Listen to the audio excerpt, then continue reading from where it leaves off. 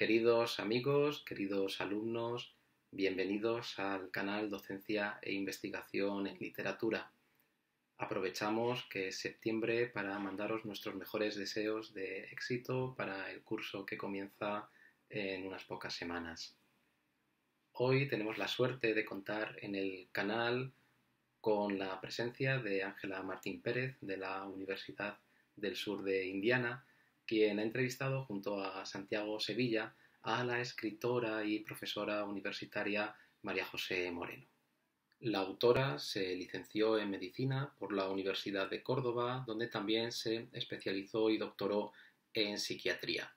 Desde 1986 ejerce como profesora titular en esta universidad y desde 2006 es miembro de un equipo multidisciplinar de psiquiatras, psicólogos y juristas que, bajo el amparo de la Fundación Española de Psiquiatría y Salud Mental, estudian los trastornos mentales en los procesos civil y penal. Los resultados de sus investigaciones se ponen en común una vez al año y se publican. En el ámbito literario, su trayectoria comenzó con la presentación de un relato al Premio Internacional de Relato Breve de la Universidad de Córdoba y desde ese momento inauguró el blog literario Lugar de Encuentro con el fin de publicar más textos. Tras asistir a diversos cursos y talleres de escritura creativa, Moreno se lanzó a la novela. Entre sus obras se encuentran Bajo los tilos, Vida y milagros de un ex y Aquella vez en Berlín, además de la trilogía del mal, que es el motivo principal de la entrevista con María José Moreno. Esperamos que disfrutéis de la entrevista. Bien. Buenas tardes a todos. Estamos hoy con María José Moreno, autora de la trilogía del mal. Y bueno, tenemos la suerte de haber leído estas tres obras que son muy interesantes como obras policíacas, pero también por la indagación psicológica que hacen. Entonces vamos a hacer algunas preguntas más específicas, pero queríamos empezarte preguntando, María José, ¿de dónde nace esta obra que en el contexto además español es bastante especial? No hay muchas obras que indaguen, o sea, que realmente traten la psicología como tal, con una seriedad. Entonces esa era la primera curiosidad que teníamos. Hola, buenas tardes. Pues la trilogía del mal se concibió desde primera hora como una trilogía para abordar tres problemas fundamentales que yo encontraba en la consulta privada, ¿no? Que es dentro de lo que sería mi profesión, ¿no? Había tres temas que a mí me llamaban mucho la atención porque eran temas muy serios y eran temas sobre todo que eran de difícil abordaje. Uno era el tema del maltrato psicológico, que es el tema fundamental de La caricia de Tánatos, que es la primera novela. El segundo era los abusos sexuales en la infancia, que es el tema de la segunda novela, del poder de la sombra. Y por último, un tema complicado que yo estaba empezando a ver en la consulta sobre lo que es el acoso en las redes sociales, ¿no? Y entonces todo lo relacionado con el acoso, la pedofilia y todo ese problema tan importante. Entonces, eso es lo que yo tenía en mi cabeza y yo de primera pensé hacer un libro tipo ensayo, ¿no? Para poder trabajar con estas tres ideas, con estos tres aspectos del mal. Pero luego pensé que quizá de manera novelada pues podía llegar a mucho más gente el problema y sobre todo muchos lectores se sentirían identificados, con lo cual ellos mismos podrían conocer ese problema que a lo mejor no se lo habían planteado hasta ese momento, ¿no? Y ese fue el afán mío de empezar a escribir ficción, porque yo nunca había escrito ficción, sino solamente había escrito pues, ensayos, artículos de revistas, etcétera. Pero siempre he sido una lectora pues, voraz y siempre me había llamado la atención, pues, o tenía ganas de empezar a escribir algo, ¿no? Y pensé que este tema que yo dominaba bastante y que ya iba surgiendo una trama, pues en mi cabeza, por supuesto, pues podría darle forma en esta trilogía, ¿no? Y de ahí surgió concretamente de casos que yo tenía en la consulta. Perfecto. Bueno, otra cosa también que nos gustaría, yo creo que es un momento ahora mismo en el que se están haciendo se está hablando mucho sobre la educación, sobre hacia dónde se está dirigiendo la educación. Tenemos ahora un problema también bastante grave, ¿no?, con esta pandemia que estamos viviendo. Y cuando comenzamos el libro nos llama la atención, ¿no?, esa referencia a la mitología. Se habla de Tánatos y bueno, antes nos has indicado que pues desde muy joven tenías esa necesidad de leer, ese gusto por la lectura. Es algo que ahora mismo se está perdiendo y por desgracia también se está perdiendo el estudio de las humanidades, el estudio de la antigüedad clásica, que bueno, para entender nuestro lenguaje, para entender nuestra cultura es esencial.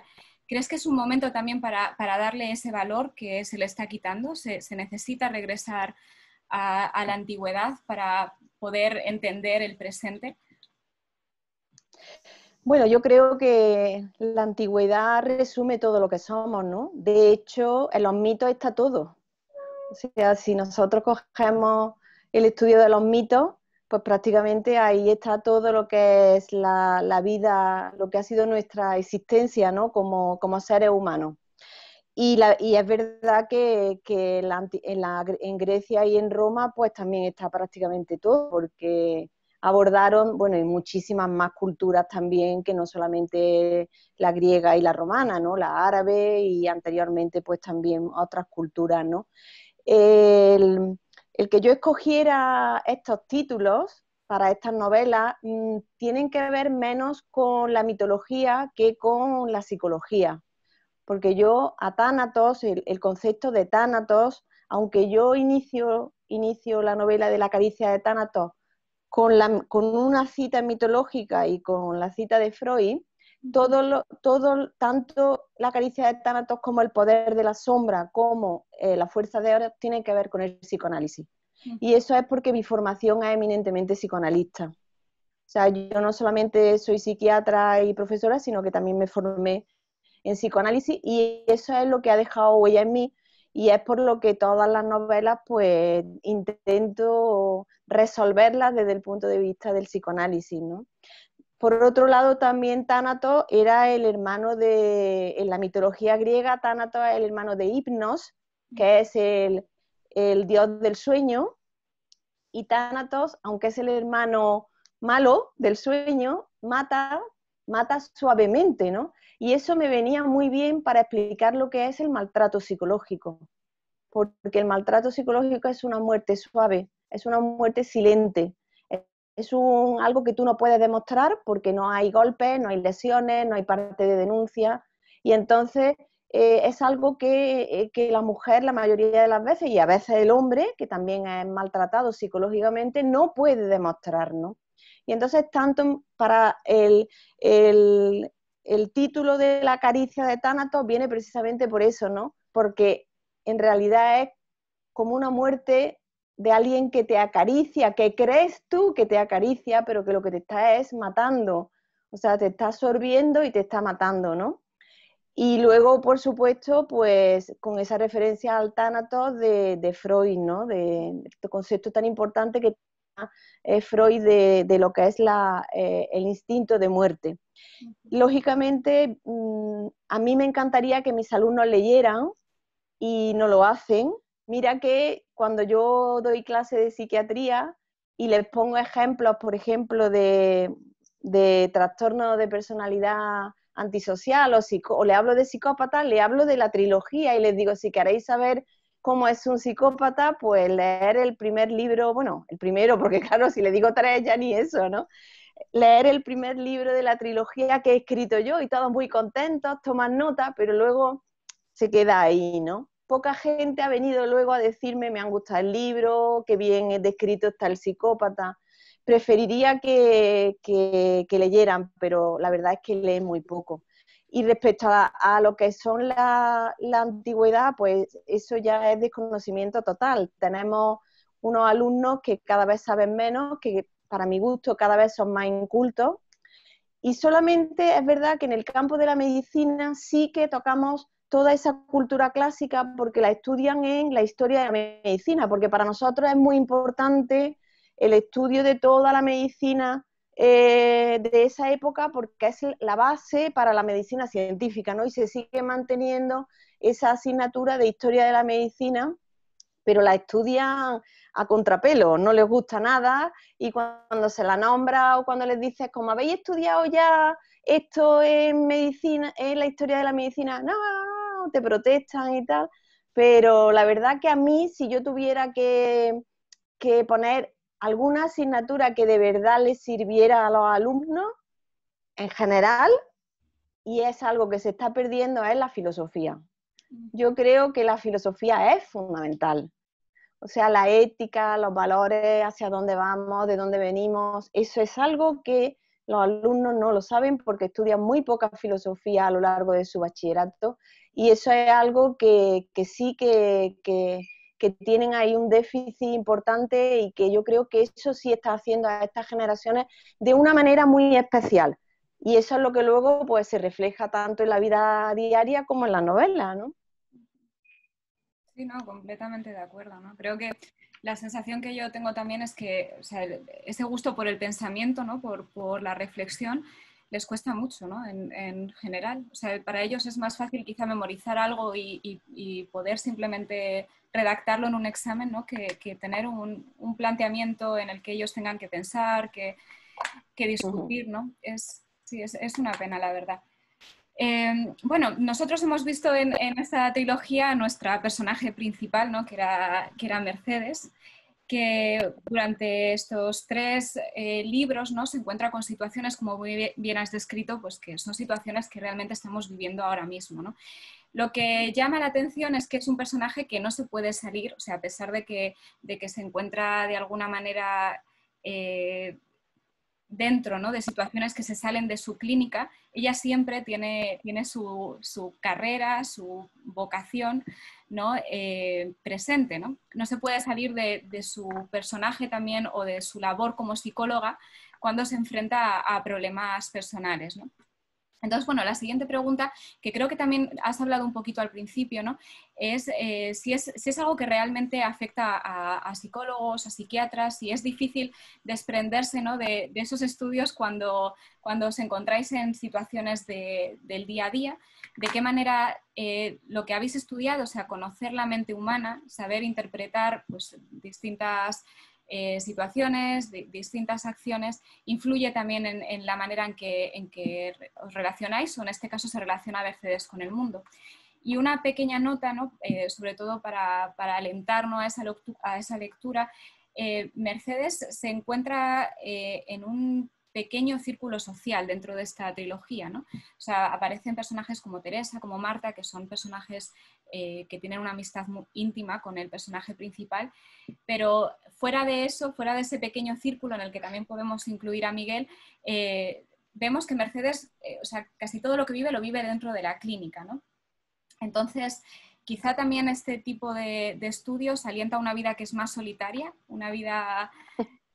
no lo sé, es una pregunta, ¿no? Bueno, yo una de las primeras cosas que aprendí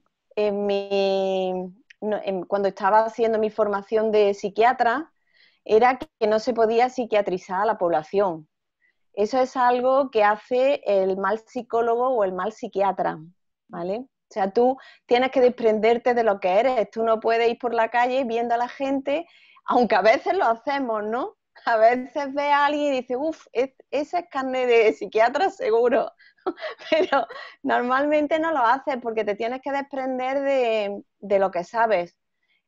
Nosotros, como todos, tenemos distintos roles a lo largo del día. Cuando yo tengo el rol de profesor, pues lógicamente me desprendo del rol de abuela o de madre. Y cuando tengo el rol de psiquiatra, pues intento desprenderme pues, de los otros roles, ¿no? Mercedes no es que no se desprenda, Mercedes es que es una adicta al trabajo. Pero Mercedes es adicta al trabajo porque es la única parcela sana que tiene. Nosotros cuando hacemos terapia, cuando hacemos algún tipo de terapia, buscamos cuáles son las parcelas sanas que tiene el paciente para poder, a partir de esa parcela sana, poder trabajar el resto de parcelas que tiene patológicas, por llamarlas así, ¿no? Entonces, Mercedes sabe que ella es una buena profesional y sabe que ella vale y sabe que ayuda. Y esa es su parcela sana, porque claro, la parcela familiar la tiene regular y la parcela personal, pues prácticamente no quiere que le hagan daño, ¿no? Entonces se centra en el trabajo, que por eso su amiga Teresa le dice, confiesa, eres una adicta al trabajo, pero ella se centra en el trabajo porque es lo que hace bien. Y como lo hace bien, pues le sirve para reforzarse, porque ella se da cuenta que tiene carencias. Tiene carencias de una pareja, de unas relaciones interpersonales, de una carencia infantiles, de un gran desapego por parte de figuras importantes, y entonces ella lo sabe porque además ella hizo psicoterapia y entonces ella sabe cuáles son sus déficits, ¿no? Y ella, lo único bueno que tiene es eso, es que en el trabajo, pues ella se sienta muy bien, se siente muy bien y quiere fomentar eso. Y no es que no tenga vida social, es que no quiere. O sea, no es que los psiquiatras y los psicólogos seamos con poca vida social, no, eso hay de todo. Hay psiquiatras extrovertidos, introvertidos, con más vida social, con más vida familiar, no. En el caso de la obra, Mercedes es que no quiere tener vida social, porque la vida social le implica que le puedan hacer daño. Ella lo que no quiere es que la dañen. Por eso, cuando empieza su relación con Miguel, empieza su tortura particular, porque claro, va con muchos prejuicios a la relación precisamente por el daño que le han cometido, que le han hecho a ella, ¿no? Voy a reformular la pregunta también, o sea, entonces, claro, es más consciente probablemente, ¿no?, de lo que ella siente, de lo, como bien dices, ¿no?, de esas parcelas que se tambalean, ¿no?, dentro de su vida, precisamente por en lo que ella trabaja, ¿no?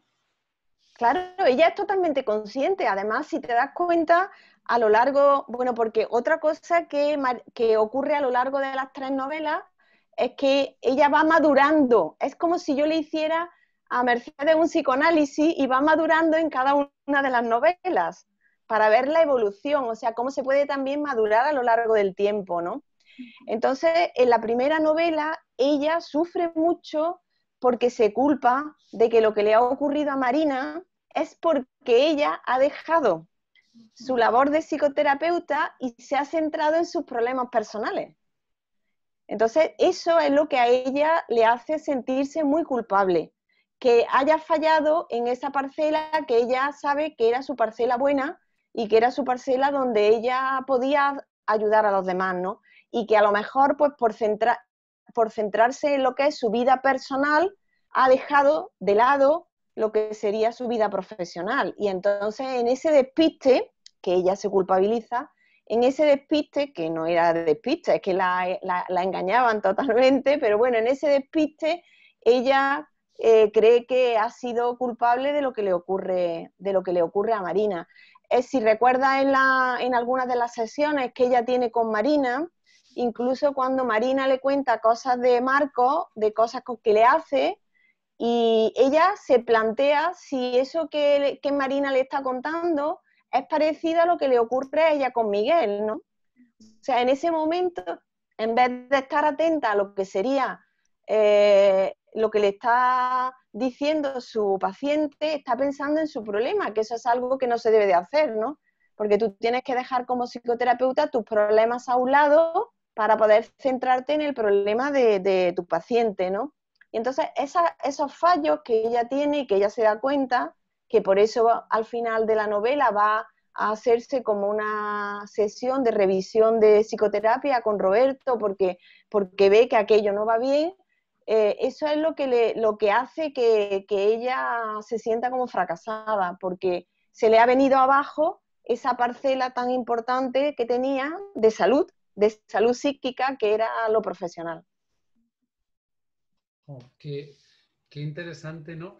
Las conexiones, ¿no?, entre el marco psicoanalítico y la aplicación. Yo cuando estudiaba psicología nos daban a leer, nos sugerían que leyéramos Los renglones torcidos de Dios, Y yo recuerdo que para mí esa lectura pues, fue muy importante porque de alguna manera, bueno, pues te servía, esto que decíamos al comienzo, de manera novelada para entrar en distintos tipos de trastornos y hacerte un poco cargo, ¿no?, de lo que podía ser un psiquiátrico.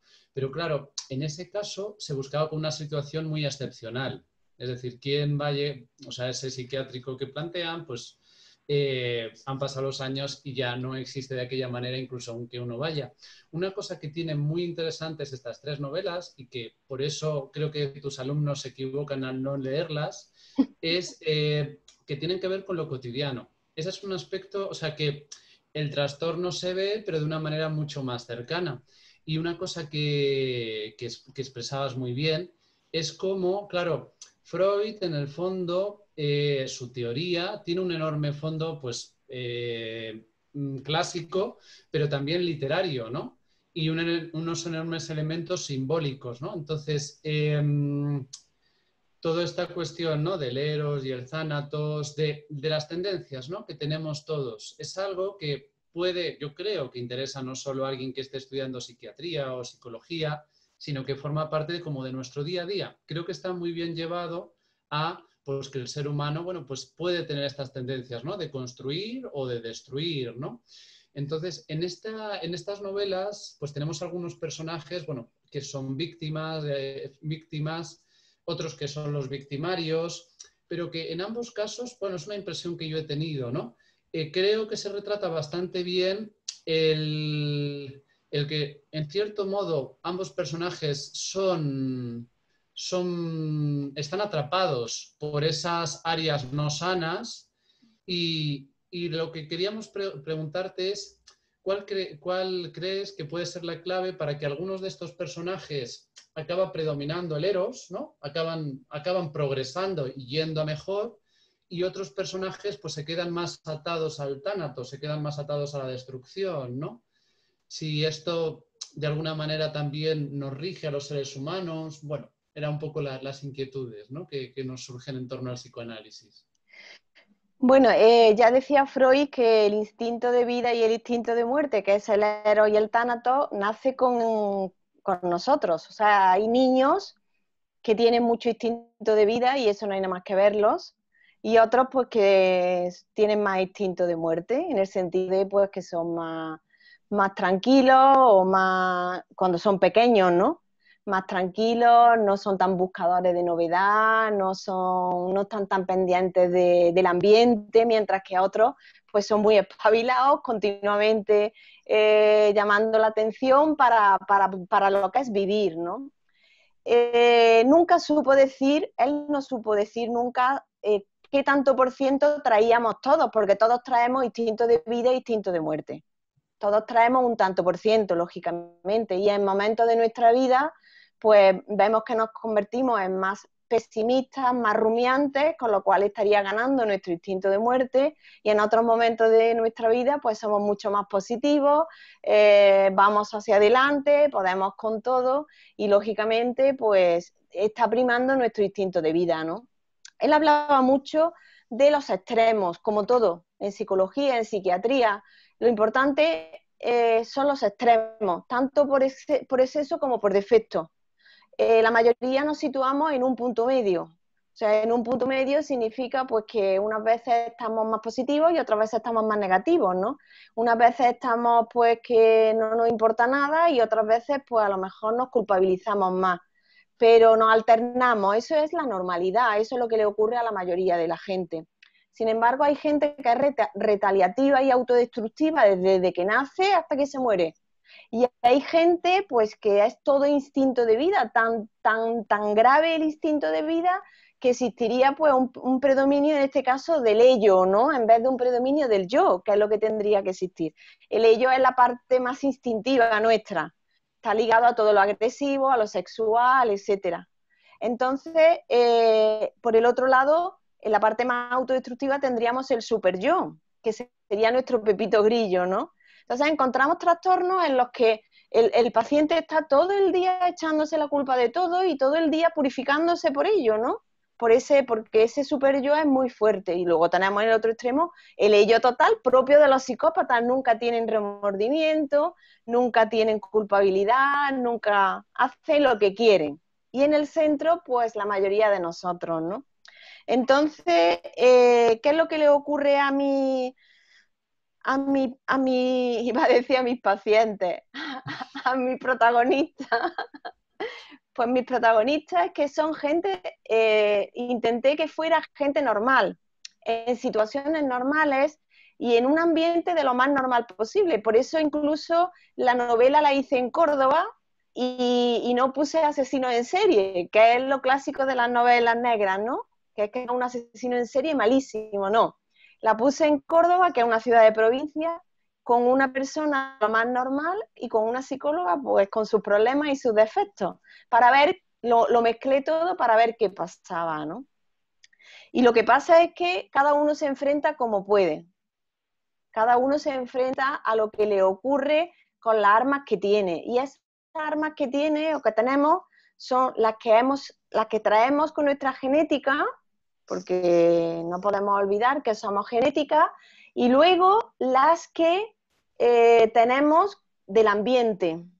Entonces, hay una cosa que normalmente, no sé si vosotros sois lectores de novela negra, me imagino que sí, porque si no, a lo mejor no os habríais acercado a la trilogía del mal, pero si os dais cuenta, en la novela negra hay algo que nunca llegamos a saber, y es por qué el asesino mata. La mayoría de las veces, toda la investigación es el detective para averiguar, el policía para averiguar por quién es el asesino, ¿no?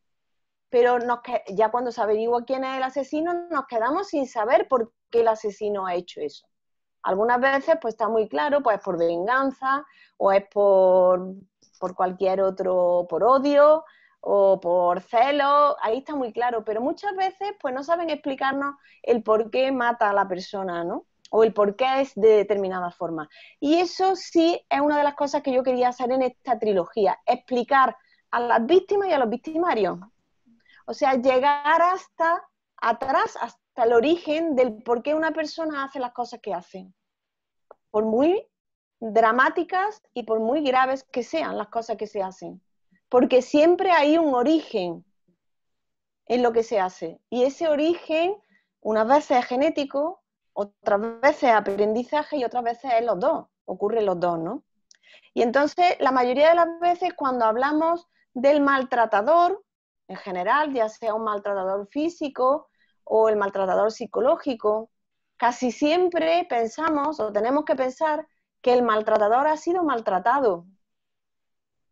Porque el que ha sido maltratado es el que luego escoge el rol de maltratador.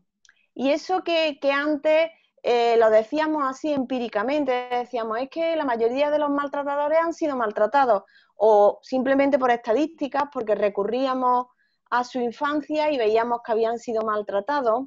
Ahora hemos avanzado mucho más, y ahora ya desde el punto de vista de la epigenética se sabe que niños que han nacido bien, que se supone que han nacido genéticamente bien, que son niños normales, cuando en periodos muy cercanos a su nacimiento sufren traumas muy graves de maltrato, normalmente por su padre o por la madre o por figuras maternas o paternas, ese maltrato es capaz de reconfigurar la genética de ese chico o de esa chica. Entonces ya cada vez tenemos más datos científicos para decir que el maltratador ha sido maltratado. Y eso no significa que vaya yo a excusar el maltrato, ¿eh? Que quede claro que yo no lo excuso. Pero sí que me gusta llegar al origen del por qué una persona hace determinada cosa. Es muy típico, yo lo veo mucho en consulta, por ejemplo, en mujeres maltratadas por el marido, que tienen hijos que también son maltratados. Cuando la mujer consigue salir del círculo del maltrato y consigue separarse del marido, la mayoría de las veces el hijo coge el rol del padre y la mujer, en este caso la madre, vuelve a ser maltratada por el hijo. O sea, eso es algo que podemos ver frecuentemente en consulta, ¿no? Y entonces eso hace pues que evidentemente existan determinadas personas que bien por genética y ambiente o bien por las dos cosas, como decíamos antes, empezando la pregunta, tengan este tánatos tan desarrollado, porque el tánatos al fin y al cabo es agresividad, autodestrucción, tanto para los demás como para uno mismo, tengan muy desarrollado este tánatos y lleguen a tener este tipo de problemas, ¿no? Vamos, Fenomenal. no sé si se ha quedado ahí algo. Sí. De hecho, fenomenal porque me has dado pie a la siguiente pregunta. Un objetivo que tenemos en el estudio que queremos hacer Ángela y yo es la cuestión del trauma. Y aquí tiene una presencia grande y creo que también está bien explicada cómo efectivamente estos personajes que han sufrido distintas situaciones, ¿no? Tienden, ¿no? Como dice la teoría, ¿verdad?, psicoanalítica, tienden a repetir ciertas circunstancias, ¿no? Se ve, ¿no?, cómo se indaga en los tipos de relaciones que tienen, los tipos de vínculos, los traumas, cómo tienden a repetirlo, ¿no? La víctima y el victimario, ¿no? Entonces, a lo mejor pensando más en la novela, sin desvelar aquellas cosas que no se deban desvelar, si estos personajes, llegan a ser presa o en qué medida... tengo la impresión de que hay algunos que quedan más encerrados en este trauma y otros que tienen alguna posibilidad, ¿no?, de salir un poquito de ello y de hacer algo diferente y no seguir en esa rueda destructiva, ¿no? Bueno, dentro de los personajes en el que el trauma hace más daño, por ejemplo, tenemos Mercedes, que tiene un problema de desapego con su madre y que en ella evidentemente deja huella, pero no la traumatiza hasta el punto de invalidarla, ni de convertirla en una enferma. De hecho, ella puede tener crisis, pero luego ella no es una enferma, ¿no?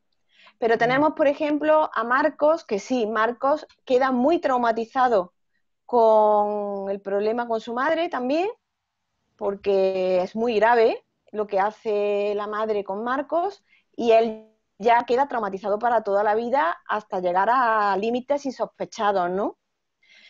Después tenemos, por ejemplo, en la segunda novela, en El poder de la sombra, tenemos a Rosa, que Rosa emplea un mecanismo genial que va muy bien, que es el mecanismo de la represión, que ya decía Freud que el mecanismo de la represión era uno de los mejores, porque con el mecanismo de la represión lo que hacemos es relegar el trauma al inconsciente y olvidarlo.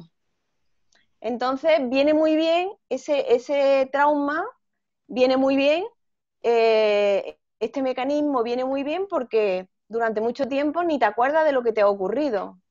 De hecho, era lo que le ocurría a Rosa, ¿no? Que no sabía lo que estaba haciendo.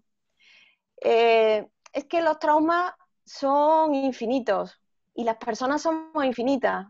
Y el mismo trauma puede ser vivido por una persona de una forma y por otra persona de otra, ¿no? Entonces el trauma es importante porque el trauma lo que te hace a ti es que te hace más vulnerable.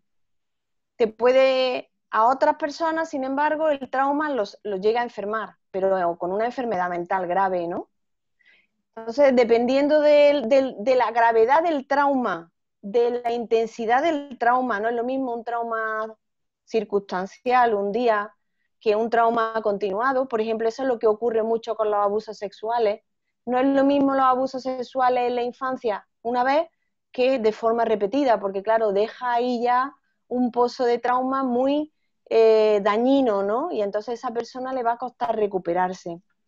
Pero bueno, ya Freud decía que el trauma era lo más importante, pero no sé si tú lo recordarás de tu estudio, él mismo decía que basta con que no hacía falta que el trauma fuera real, que podía ser fantaseado para que hiciera daño, ¿no? O sea que él incluso ya decía que con que fantaseemos el trauma ya puede hacernos daño.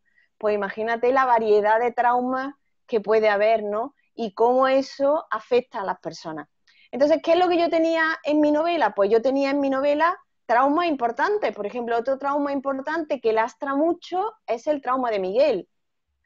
Miguel y lo que le ocurre con su hermana es un lastre para Miguel, hasta que es capaz de salir de toda esa culpabilidad, ¿no? O sea, cada persona, no es que a todos tengan un trauma, pero sí es verdad, porque hay gente, luego hay protagonistas personajes que están muy sanos, que son los personajes buenos de la novela que siempre se ponen al lado de los protagonistas para ayudarlos a madurar y para ayudarlos a crecer, ¿no? Como es en el caso de Mercedes, por ejemplo, Teresa o... ¡Ah! No me acuerdo. Marta. ¡Ah! Gracias, Ángela. Marta y Teresa. Y Roberto, que son las personas buenas que son las que las ayudan a madurar, ¿no? Entonces, eso creo, por eso digo que hablar en general es muy complicado. O sea, podemos hablar de la novela en sí, pero cuando esto lo queremos extrapolar a las personas, a la normalidad o al resto de personas, pues ya te digo que es infinito, es infinito lo que es un trauma, que hay personas que para unas son un trauma, para otras no lo son a lo mejor más libres o viven las cosas o vivencian las cosas de otra manera, ¿no? Y entonces eso hace que la persona no le hagan tanto daño, ¿no? Lo que sí quería yo dejar muy claro en la novela, sobre todo en la primera, porque también lo mismo que os decía que en la consulta había visto que cada vez había más maltrato psicológico y que el maltrato psicológico se vive muy mal porque no se puede convencer a nadie de que tiene un maltrato psicológico, sobre todo si tiene una persona al lado que es un lobo disfrazado de cordero, ¿no? Que se lleva genial con todas las amigas, con toda la familia, y entonces, bueno, pues, ¿cómo vas diciendo tú allí que a ti esa persona te está maltratando, ¿no? Lo que sí quería dejar muy claro era la diferencia entre maltrato y daño, ¿vale? Porque es verdad que en consulta llegan muchas mujeres y ya lo tenemos en la boca continuamente. Es que a mí me maltratan psicológicamente. Bueno, vamos a ver. Entre el maltrato y el daño que se puede hacer en una pareja varía mucho. O sea, las parejas, en todas las relaciones interpersonales, existen unos momentos de acople en el que todo va genial, que es la primera, es el periodo del enamoramiento, que se llama, que son las relaciones de objeto, en el que tú no vives nada más que para esa persona y esa persona no tiene defectos ninguno. Es lo mejor de lo mejor. Pasado un tiempo de convivencia, esa relación no se puede mantener porque el enamoramiento, las dos personas están empastadas, no viven nada más que para ellas y eso no puede ser. Entonces, conforme la relación va madurando, esa relación interpersonal se convierte de una relación objetal a una relación objetiva. Y entonces, en una relación objetiva, pues yo te veo tus defectos y tus virtudes y te tengo que decir si algo lo haces mal. Y si, por supuesto, te tengo que alabar si algo lo haces bien. Con todo y eso, las parejas normalmente nos hacemos daño por omisión, porque a veces no queremos hablar, porque a veces no queremos contar, porque pasan miles de cosas. Pero eso no es un maltrato. O sea, el maltrato es consciente, es cuando la persona va sabiendo lo que quiere y lo que quiere es chuparte la sangre, es un vampirismo emocional. Y eso es lo que yo quería demostrar con Marcos. Con Marcos quería que la gente supiera cómo es un maltratador desde dentro. O sea, cómo actúa, pero cómo piensa de forma completamente distinta. Y esto yo creo que es lo que le da la originalidad a esta novela, ¿no? Y es que muchas veces se habla de maltratadores, pero nadie se ha metido en la cabeza de un maltratador.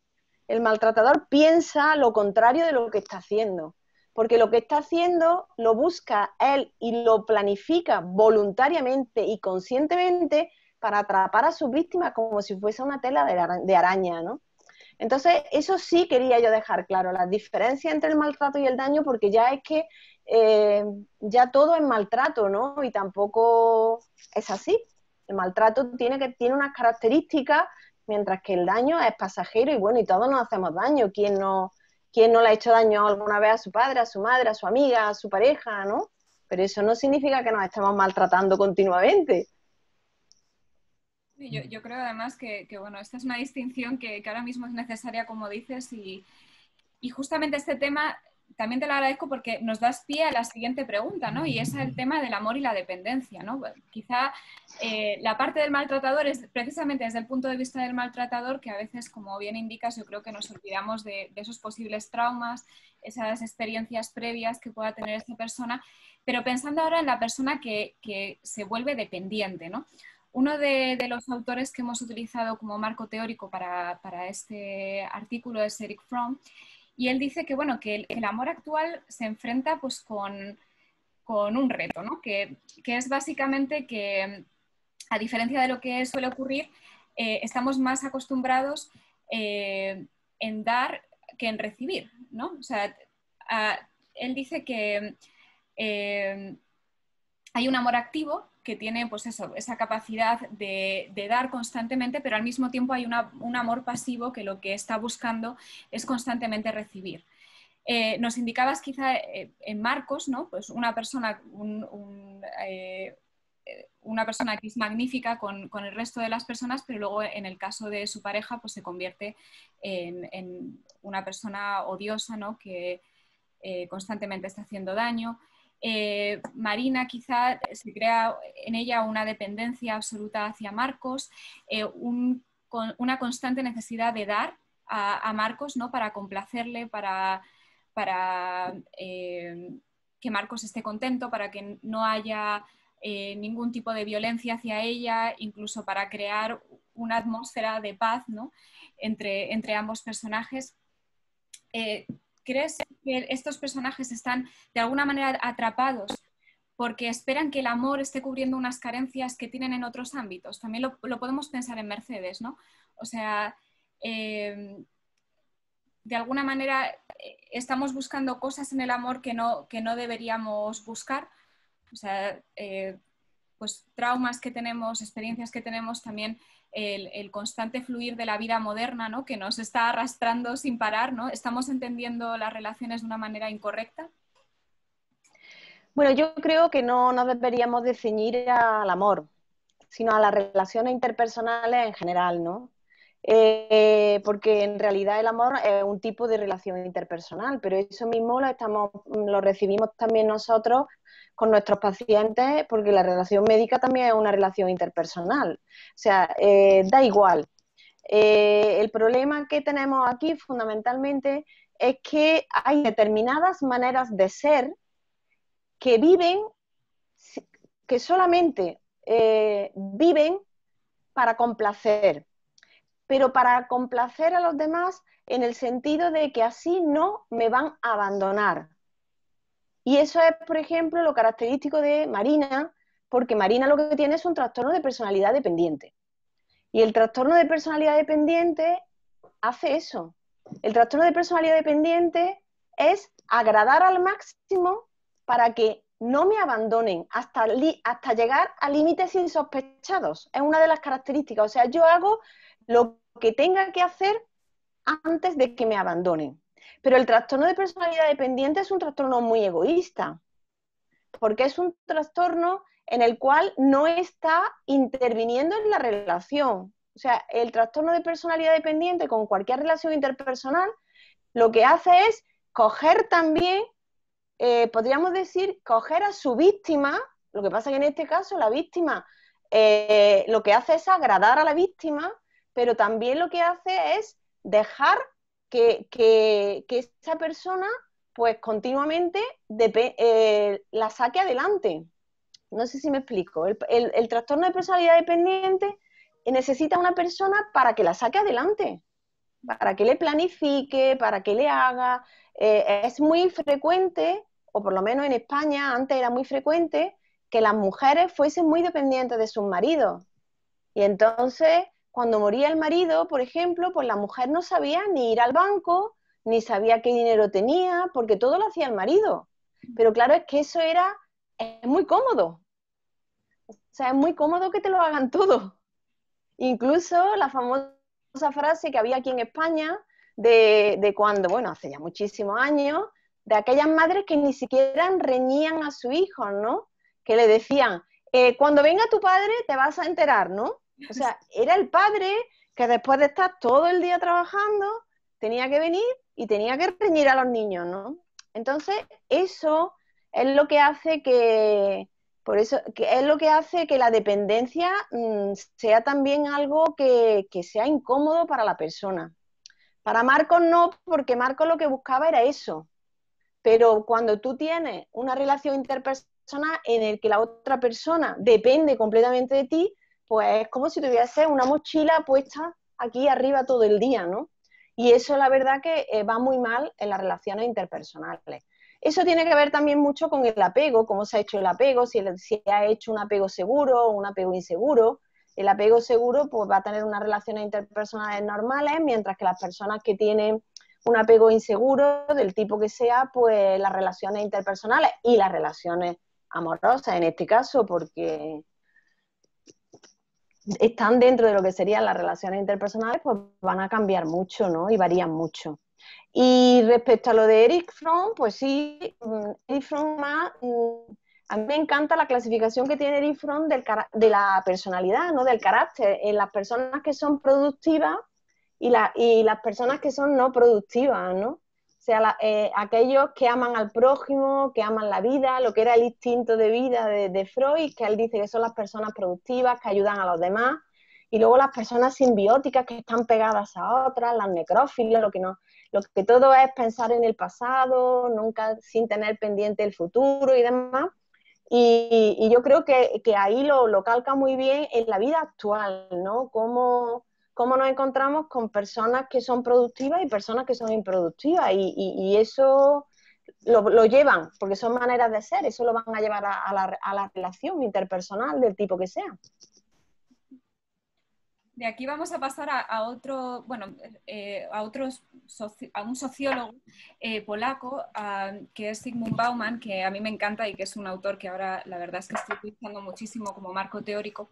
Y para ello voy a citar una parte del prólogo que, bueno, que David Panadero fue el que escribió el prólogo a la primera parte del libro, y él dice en ese prólogo que en la novela tenemos la posibilidad, y cito textualmente, de vernos reflejados en los personajes, en sus equivocadas formas de amar, dentro de un juego universal que está marcado por nuestra capacidad y también nuestra incapacidad para amar.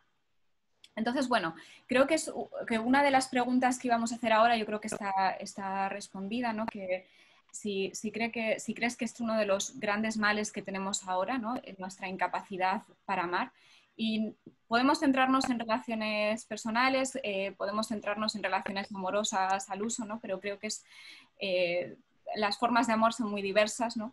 Y pueden estar dirigidas a muchas personas distintas.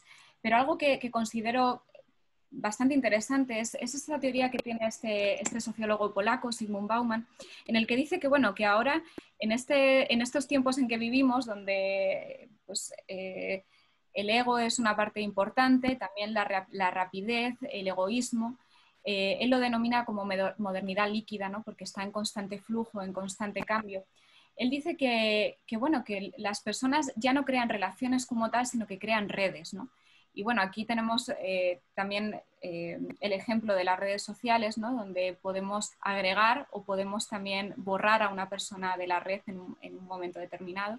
Y es un poco la metáfora que él utiliza, ¿no? Podemos sacar y meter gente de nuestra vida, ¿no? Dependiendo de las circunstancias en que vivamos, pero no creamos unos vínculos que son fuertes, que son duraderos, ¿no? O sea, relaciones que se perpetúen en el tiempo.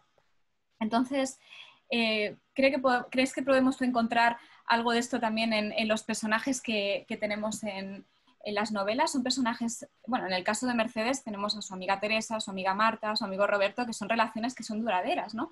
Pero estos pacientes que acuden a su clínica están viviendo en esa modernidad también líquida, en esas relaciones que van y vienen, en esa necesidad de cambio constante, en ese egoísmo también, ¿no? Que nos hace llevarlo incluso hasta esas relaciones interpersonales, solamente pensando en nuestra satisfacción inmediata, en lo que nos pueda proporcionar. Bueno, yo creo que eso es algo que está ocurriendo desde un tiempo para acá, ¿no?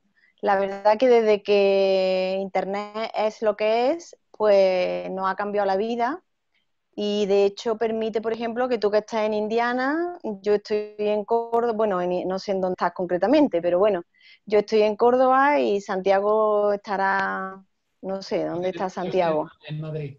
En Madrid, vale. Permite que tengamos comunicación y que podamos comunicarnos, ¿no? Pero evidentemente esto no significa que haya una relación interpersonal en condiciones y que vaya a ser una relación interpersonal duradera. Será duradera mientras nos interesa a cada uno de nosotros.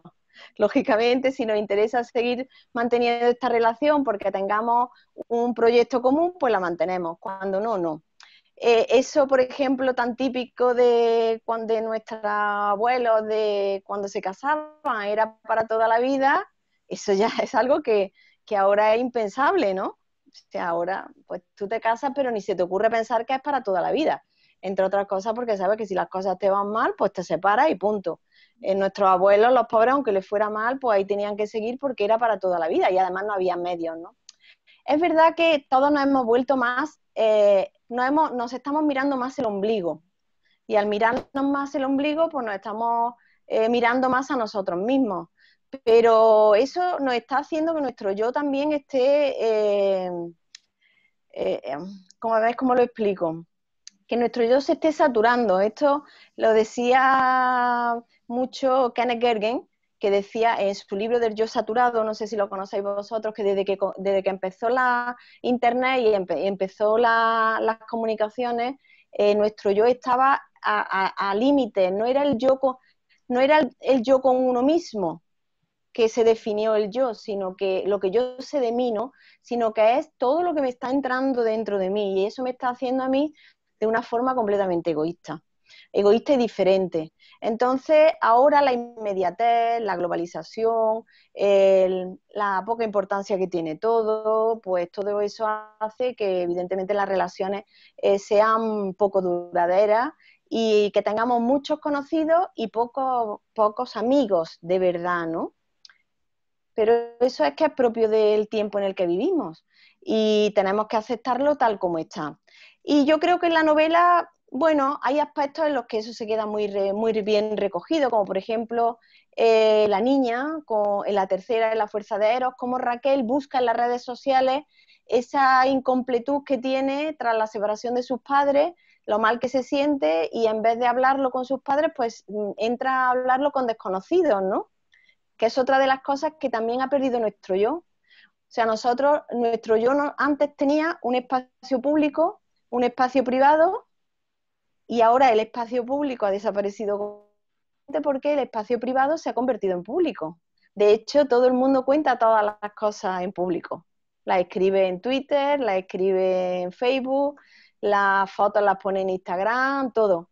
Tan solo muchos nos reservamos lo que es el espacio íntimo, ¿no? Que ese espacio íntimo es donde, bueno, pues que esas cosas que no queremos que sepa nadie, pero es que hay gente que hasta carece de ese espacio íntimo. Entonces, claro, todo esto pues nos ha cambiado mucho. O sea, el poder decirle al mundo lo mal que te encuentras, o que te han operado, o que tienes el COVID, pues claro, hace que tus relaciones interpersonales sean completamente distintas a como eran antiguamente, ¿no? Yo no he leído nada de Bauman, pero sí que me voy a hacer con 2 libros que los voy a pedir para la facultad porque creo que es, a raíz de lo que vosotros habéis comentado, creo que es en la línea de lo que yo he comentado del yo saturado y es interesante porque es verdad, es que ahora es que somos todos como muy vacíos, ¿no? Yo creo que ahora lo que predomina es el vacío. Claro, claro, efectivamente. Una cosa que nos preguntábamos también, ¿no? Con este personaje, con Raquel, que se expone, ¿no? De esta manera, que lo decías muy bien al principio, ¿no? Que o sea, Raquel es un personaje ficticio, pero que puede haber bastantes Raqueles en consultas y en no consultas, que hace, ¿verdad? Que sobre todo, pues gente más joven, ¿no? O, adolescentes tal vez, se expongan, ¿no? De esa manera, hay esa necesidad como de dejarlo todo fuera, ¿no? Y los riesgos, ¿no? Que corre este personaje al fiarse de cualquiera, ¿no? Es decir, parecería que el personaje de alguna manera hay algo que que te asusta, ¿no?, al leer la novela, y es como no tiene ninguna protección frente a algo exterior y te sorprende, ¿no?, de que alguien no se reserve, ¿no? ¿Qué es lo que puede estar condicionando hoy en día para que haya esa sobreexposición voluntaria, ¿no? Es decir, a este personaje nadie le obliga a que suba las fotos o que escriba a determinadas personas, ¿no? ¿Qué es lo que puede estar haciendo esto? Pues bueno, Raquel era un caso que yo tuve en la consulta. Lo que pasa es que no llegó a reunirse con el adulto porque sus padres se dieron cuenta y no llegó a reunirse con el adulto. Pero bueno, fue un caso real, ¿no? En este caso ya ficcionado, entonces en el caso de que ya sí llega a contactar con el adulto. Si recordáis al principio, os decía que yo creo que lo que le falta a las generaciones actuales son muchos conceptos de lo que es la ética, de lo que son los valores, de lo que son hasta donde yo tengo que llevar, lo que yo decía antes del espacio público, el privado. La gente vive, vamos a ver, es que no eres nadie si no estás en Internet. Es que si tu nombre no aparece en Internet, no eres nadie. Si no aparecen ahora los modelos a imitar, ¿qué son? Pues fundamentalmente youtubers, gente que tiene miles de seguidores en Instagram, es que los valores los tenemos totalmente por los suelos. Entonces, ella recurre a lo que es, a lo que hay. Evidentemente, Internet, tú tienes que tener una presencia ahí continua y tienes que tener una presencia y vas a encontrar siempre al otro lado a alguien que te escuche. El peligro está en quién te escucha. Que tú crees que a lo mejor estás hablando con un igual y no estás hablando con un igual, sino que estás hablando con un adulto, ¿no? Ese es uno de los grandes peligros. De esto no nos vamos a poder desprender. O sea, Internet ya ha llegado a unos límites en los que va a convivir con nosotros. De hecho, ya los niños pequeños prácticamente, porque yo tengo un nieto de 5 años y te habla de aplicaciones y él no toca para nada el iPad, como no sea que se lo deje la madre para ver algo, pero nada más que de oír, te habla de aplicaciones, te habla de Internet, te habla como si lo conociera, me imagino, porque ya, como decían, que iba a haber una mutación incluso en que los dedos pulgares iban a venir para poder darle más dentro de unos años, para poder mandar mensajes mejor, ¿no? De eso no nos podemos desprender. Lo único que ha pasado aquí es que nos ha pillado de sorpresa. Y nos ha pillado de sorpresa porque los adultos nos hemos metido en Internet sin saber.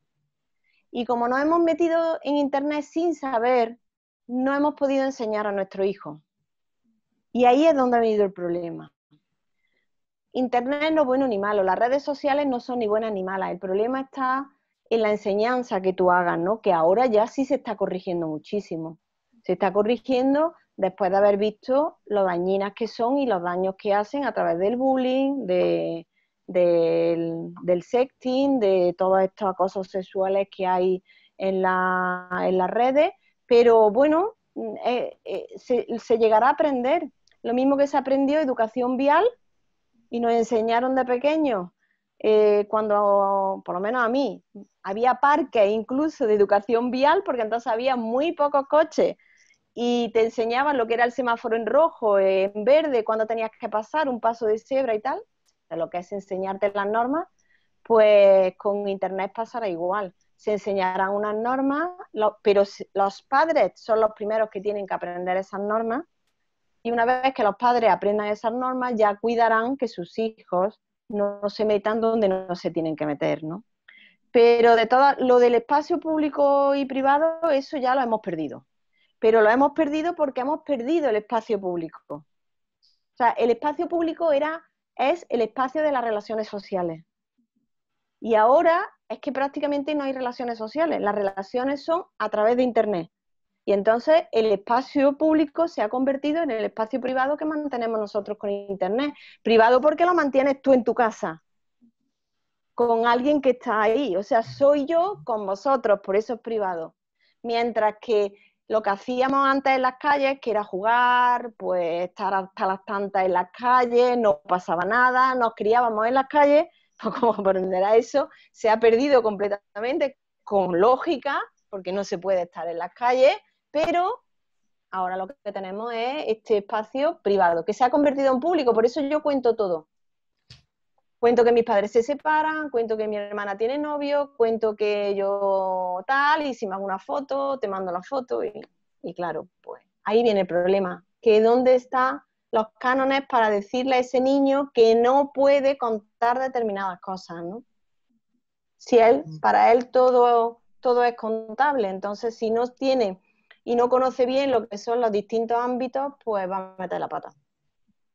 Perdóname que te corte aquí, Santi, que sé que ahora mismo comenzarías con la siguiente pregunta, pero hay algo también que me parece esencial, ¿no?, en esto que has comentado, que es también el tema del control, que lo has dicho también. Es que ahora las redes sociales funcionan como un panóptico, ¿no?, si queremos utilizar una terminología, y además es un panóptico en el que nos exponemos nosotros de manera voluntaria, ¿no? Y creo interesante también lo que has mencionado de que bueno, va a ser un tema también de educación, esperemos que sea un tema de educación, ¿no?, para saber también manejarnos en este nuevo ámbito, ¿no?, que nos toca vivir, que son las redes sociales, que indudablemente, y más ahora con esta pandemia, pues vamos a tener, 24 horas al día, ¿no? Pues gracias a las redes sociales se ha llevado mejor el confinamiento, porque no te has limitado a lo que sería tu socialización con la persona cercana, sino que has podido socializar con otras personas, ¿no? Por eso yo cuando me dicen siempre que el móvil es malo, que internet es malo, que las redes sociales son malas, yo siempre digo lo mismo, que lo malo es el uso que le demos. Y el uso, el primer fallo lo hemos tenido nosotros, los adultos, porque nos hemos metido en las redes sin saber, y sin saber lo que podía traer eso.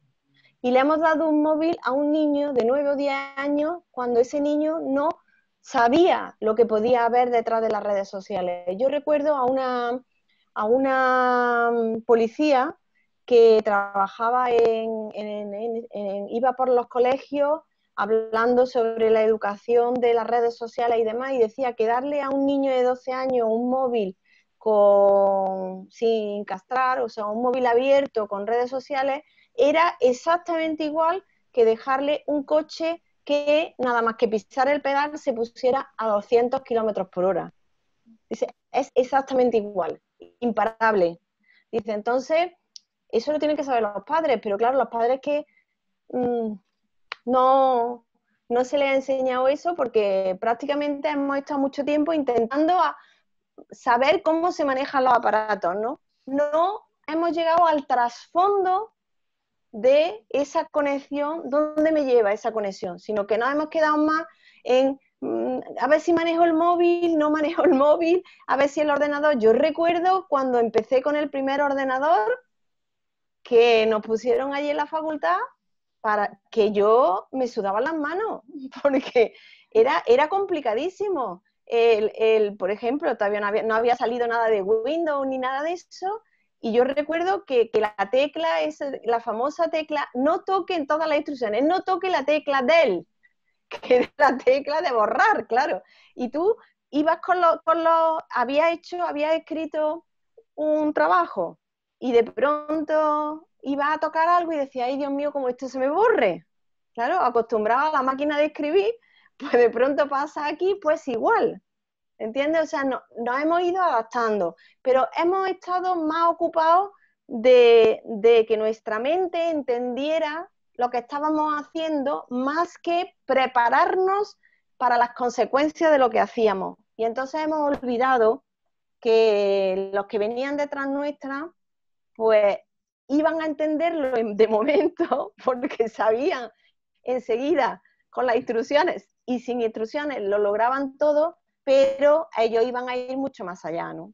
Y entonces, bueno, ahora ya, gracias a Dios, pues se está haciendo bastante educación, sobre todo no solamente en las casas, sino también en los colegios, y ya, bueno, pues habrá de todo, pero vamos, la gente, los chicos ya saben a lo que se exponen, por lo menos saben a lo que se exponen, ¿no?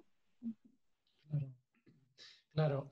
otro tema que nos interesa es, Ángela, Jesús y yo formamos parte de un seminario que tiene que ver con la identidad femenina en la literatura. Entonces, de una manera más, dos preguntas, una más específica y una más general, ¿no?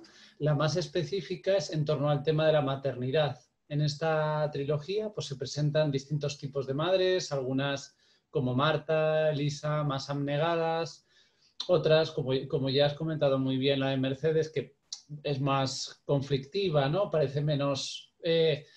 parece por lo menos que responde menos, no responde tanto a esa maternidad idílica, ¿no? De una madre que de manera inmediata pues tiene como una especie como de instinto innato, ¿no? Lo cual hace a la novela mucho más honesta. Hay distintos tipos de personajes, distintas formas de afrontar, ¿no? La maternidad.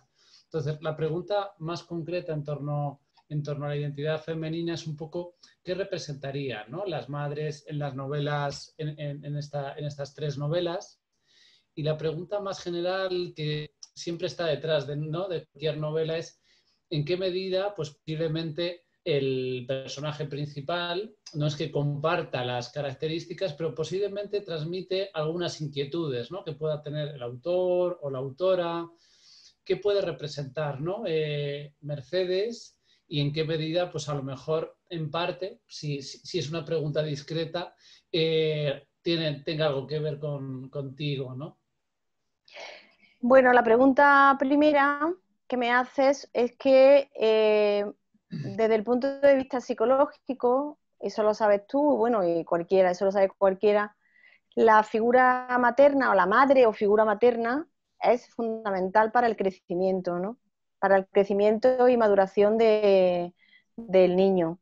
Digo figura materna porque muchas veces ahora nos encontramos ya con madres trabajadoras y quien está realizando el rol de madre es otra persona. Entonces, en esa persona, porque pase muchas horas, puede ocurrir, por ejemplo, con las abuelas, que ahora adoptan el papel de madres porque pasan muchas horas con sus nietos, ¿no?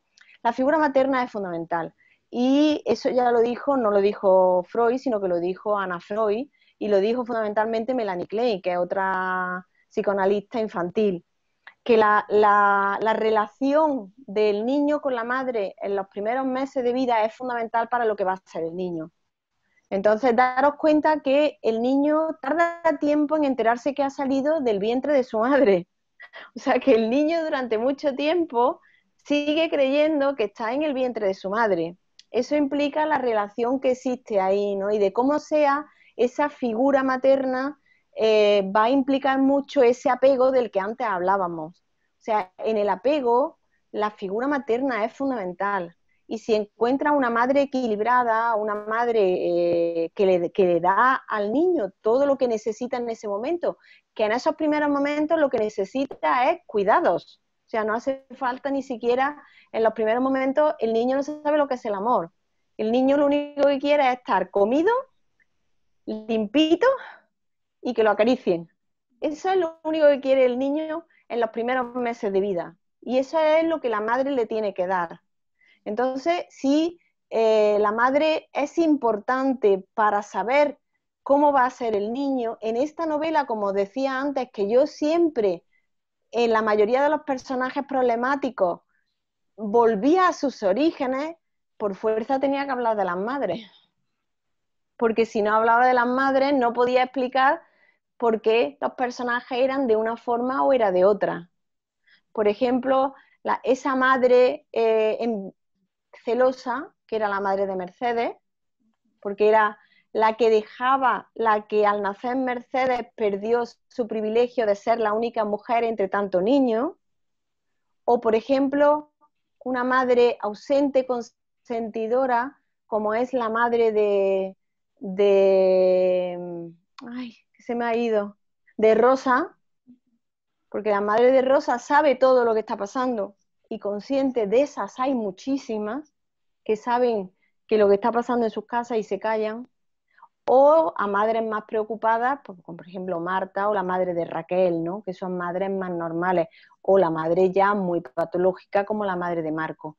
He utilizado esa figura materna, pero porque siempre en todas las novelas he intentado explicar que las cosas ocurren por algo y ocurren la mayoría de las veces porque en nuestro origen como persona, nuestra relación con nuestras madres son fundamentales. Eso, la segunda pregunta, vamos a ver, me imagino que me pregunta que si hay algo de mí en Mercedes, ¿no? Es lo que me estaba preguntando, ¿no? Que se me ha ido un poco. Sí, sí, Pues, sí. Bueno, ¿en qué medida, claro, esta Mercedes pues representa lo femenino y en qué sentido, pues a lo mejor o se proyecta algo o te identificas en algún sentido con lo que ella representa, ¿no? bueno, vamos a ver, yo, ¿cómo lo digo?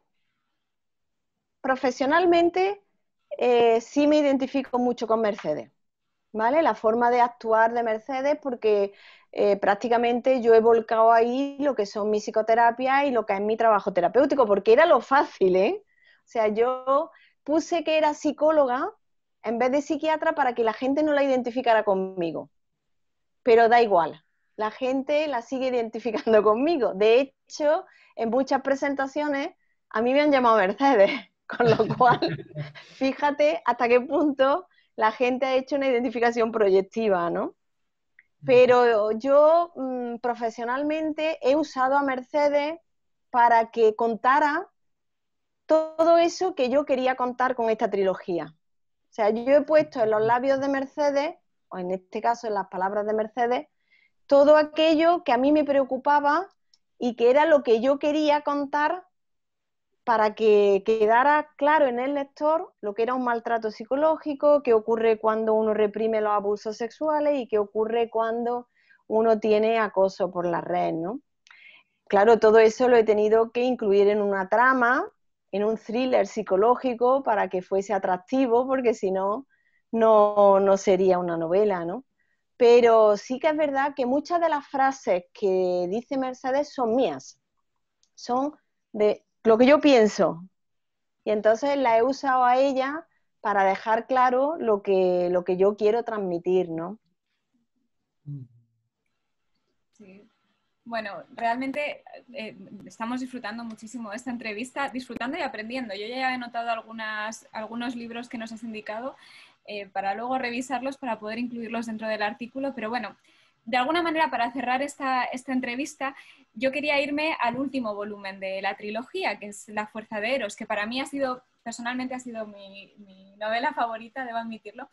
Y bueno, lo que más me gustó, y no podemos hacer ningún spoiler, no podemos desvelar nada del final, pero lo que más me gustó es que de alguna manera conectaba, ¿no?, con el inicio otra vez de la trilogía, ¿no? O sea, se cerraba esa trilogía de una manera magnífica, ¿no?, en una forma casi circular. Y había algo que creo que es importante mencionar de esta última parte, en la que aparece la escritura de alguna manera como una forma de superar un trauma, ¿no?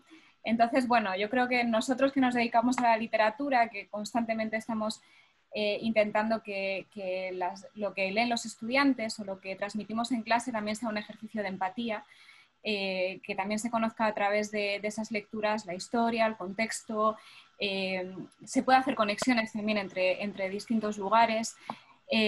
Ahora nos toca plantearnos la otra parte, ¿no?, el tema de la escritura. O sea, ¿funciona la escritura realmente como un ejercicio de catarsis, casi como un ejercicio también en el que podemos superar, ¿no?, traumas anteriores, podemos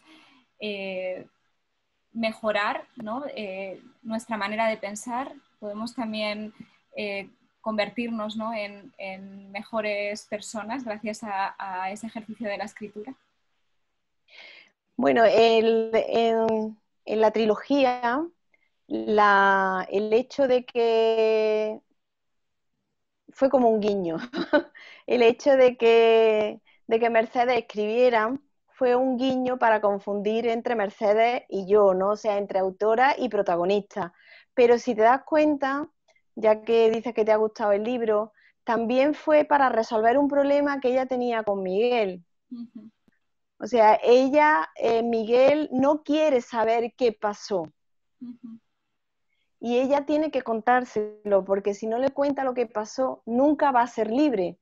Y ella quiere tener una relación interpersonal buena, y acorde ya con la madurez que ella ha tenido, ¿no? Entonces, ella considera que la forma de que Miguel se entere es a través de escribirlo. Existe, la escritura terapéutica existe. O sea, de hecho, psicológicamente existen muchas terapias en las cuales nosotros le decimos a nuestros pacientes que escriban, que pues desde que escriban su biografía hasta que escriban sus sueños, hasta que escriban aquello que a ellos les molesta, aquellas cosas del día que creen que les puede hacer daño, o que escriban. Y la escritura, lógicamente, te libera porque al escribirlo parece como que todo lo que tienes en tu cabeza, nada más que ponerlo por escrito, ya cambia. Yo se lo digo mucho a mis pacientes cuando, por ejemplo, me dicen, es que estoy muy agobiada, tengo 1000 cosas, no hago nada más que darle vuelta, y yo le digo, vale, coge una hoja de papel, un lápiz, porque yo siempre le digo el lápiz, y escríbelo. Escribe todo eso que te agobia. Nada más que por el hecho de ponerlo en el papel, ya agobia menos, porque ha pasado de la cabeza aquí. Y entonces ya ves, son 10 cosas que le estás dando continuamente vueltas, sino 10 cosas que tú puedes priorizar, ¿no? Y entonces después le digo, venga, pues cuando ya lo tengas escrito, prioriza qué es de todo eso, qué es de verdad lo más importante, y ponle un 1. Tacha el resto, táchalo, ya te queda nada más que con 1. Mientras que si todo lo tienes en la cabeza, estás continuamente dándole vueltas y le das la misma importancia al COVID que a que se te ha roto un zapato, por ejemplo, ¿no? Entonces, la escritura siempre es beneficiosa. Es beneficiosa porque a ti te da libertad. O sea, tú te puedes expresar. La mayoría de los escritores expresamos a través de nuestras novelas. O sea, no es coyuntural, por ejemplo, que a mí me guste escribir de las mujeres, sino porque me gusta que sepan cómo se expresan, ¿no? De hecho, en el último libro, que el protagonista son 2 hombres, a mí me ha costado mucho, porque me he tenido que investir de hombre para poder trabajar con esos personajes. Pero bueno, era un poco reto, ¿no? Porque claro, de mujer ya tenía el resto de las novelas y bueno, pensaba que tenía que salir un poco de mi zona de confort, ¿no? Pero yo creo que la escritura, no tanto para resolver traumas, porque los traumas no los vas a resolver con la escritura, pero sí para tu vida diaria, pues te sirve de desahogo, sobre todo para liberarte de angustia. Hay muchas cosas que nos angustian y que cuando las escribimos ya nos angustian menos. Ese es el sentido que tenía el famoso diario que todos escribíamos, no sé, todas, por lo menos, no sé si ellos también, cuando éramos adolescentes. Cuando éramos adolescentes, por lo menos cuando yo era adolescente, escribía un diario en el que volcaba todas mis penas, mis inquietudes, lo escribía por la noche, se quedaba todo ahí y me acostaba y dormía estupendamente. De otra forma, pues a lo mejor al no quedarse ahí le hubiera dado 20.000 vueltas, ¿no? Pero vamos, de hecho existe una escritura terapéutica que trabaja fundamentalmente en eso, en que tú escribas y luego trabajar sobre lo escrito. O sea, el por qué has escrito determinadas cosas, porque eso va a estar en relación tanto con tu consciente como con tu inconsciente, ¿no? Hay Ana Caballé, que lleva la unidad de estudios biográficos en la Universidad de Barcelona, se hizo un estudio precisamente de esos diarios, ¿no? de una generación de mujeres. Pues se pidió a estas mujeres que compartieran trozos de distintos fragmentos de estos diarios y se hizo un estudio magnífico que está publicado. María José, ha sido realmente un placer. Muchísimas gracias por acceder a hacernos esta pequeña entrevista. Yo creo que podríamos estar hablando horas y horas, pero bueno, realmente creo que es un buen inicio, ¿no? para acercarnos a esta trilogía, para invitar a la gente a que lea esta trilogía. Y bueno, esperamos realmente que podamos seguir en contacto y que podamos seguir preguntándote sobre tus personajes y tus historias. Por supuesto, todo lo que queráis a vuestra disposición, y si cuando estéis escribiendo vuestra comunicación, vuestra ponencia, no sé lo que es, o un artículo ¿no? Vuestro artículo, necesitáis algo, pues me lo decís y os lo paso para que lo completéis, vamos, alguna duda que queráis que os resuelva, yo encantada.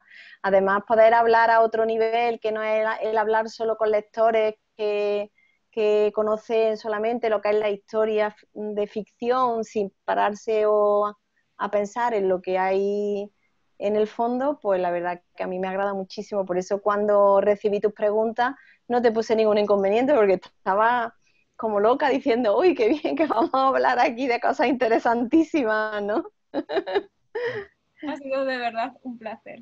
Un placer. Pues sí.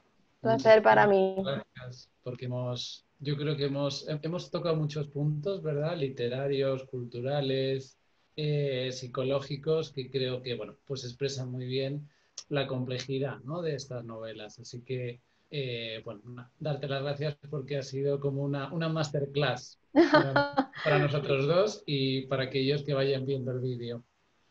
Pues nada, muchísimas gracias a vosotros por contar conmigo.